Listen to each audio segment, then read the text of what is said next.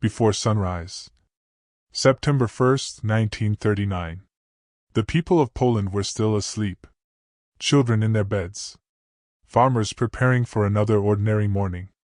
Train stations waiting for the first passengers. Then, the sky screamed. German bombers tore through the clouds. Sirens exploded across the cities. Bridges vanished in fire. Railways shattered. Entire streets disappeared beneath falling steel. And from the west came the tanks. Fast. Relentless. Merciless. This was not war as Europe knew it. This was Blitzkrieg. Lightning war. A machine built for terror. And at its center stood one man, Adolf Hitler.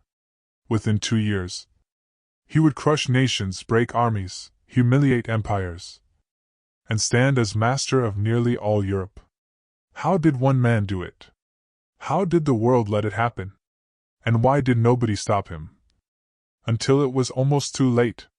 This is the dark story of how Hitler conquered Europe.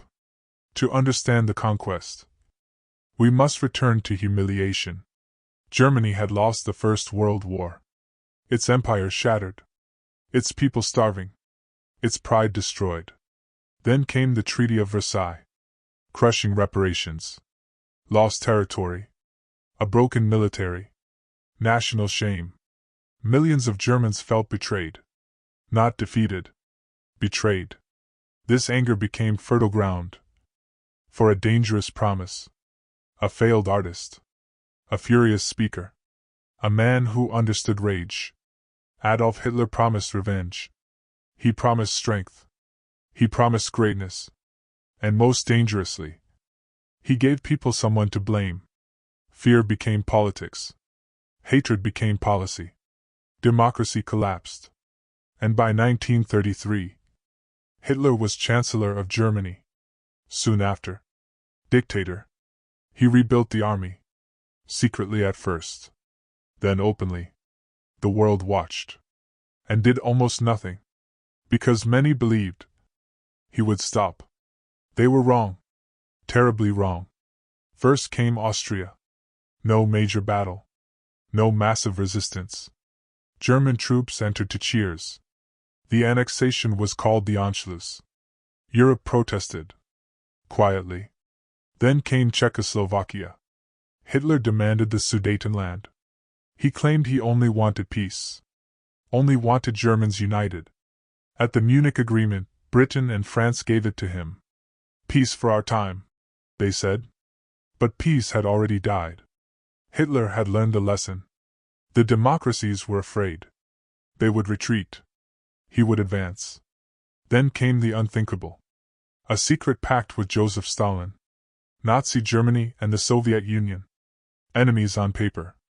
Partners in destruction. They agreed to divide Poland. And Europe still did not fully believe war was coming.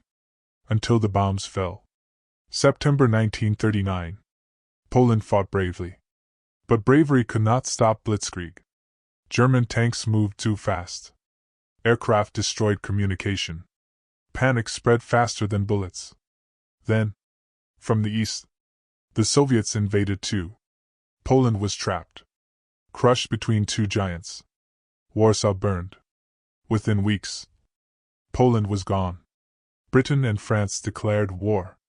But declaration was not action. 4 months. Almost nothing happened. The world called it the phony war. But Hitler was not waiting. He was preparing. His next target would shock everyone. Not France. Not yet. First, the North. Denmark and Norway. Fast invasions. Strategic control. Iron supplies secured. And then, the hammer fell. May 1940. Western Europe. The real storm had begun. France believed it was ready. It had the mighty Maginot Line. Fortresses. Guns. Confidence.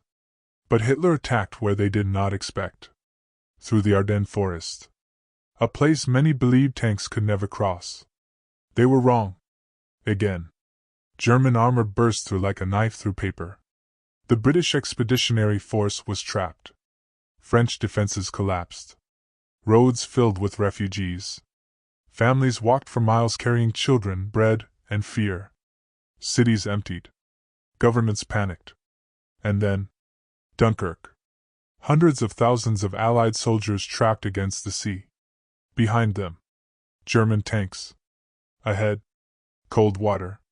It should have been a massacre. Instead, came one of history's greatest rescues. Civilian boats. Fishing boats. Small private vessels. Crossing hell to save soldiers. Still, France was dying. Paris fell. Silently. Almost peacefully. The unthinkable had happened. France, the great power of Europe, had collapsed in 6 weeks. 6 weeks. The world stared in disbelief. Hitler stood at the Eiffel Tower. Victorious. Europe was on its knees. Only Britain remained. And next would come the skies. The Battle of Britain. Hitler could not cross the English Channel without control of the air. So he sent the Luftwaffe. Wave after wave. Bombers over London. Fires in the night. Children sleeping in underground stations. Entire neighborhoods turned to ash. But Britain did not surrender. Radar. Fighter pilots. Civilian endurance. Pure refusal. Prime Minister Winston Churchill gave words where bullets were not enough. "We shall never surrender." And for the first time, Hitler failed. But instead of stopping, he turned east. Toward the Soviet Union. Operation Barbarossa. The largest invasion in human history. Millions of soldiers. Thousands of tanks. A front stretching across continents. At first, victory seemed unstoppable. Then came winter. Then resistance. Then disaster. And slowly, the empire of conquest began to crack. Because conquering Europe was easier than keeping it. Behind every map were human lives. Burned homes. Lost families. Children who never came back. Cities that forgot how silence sounded.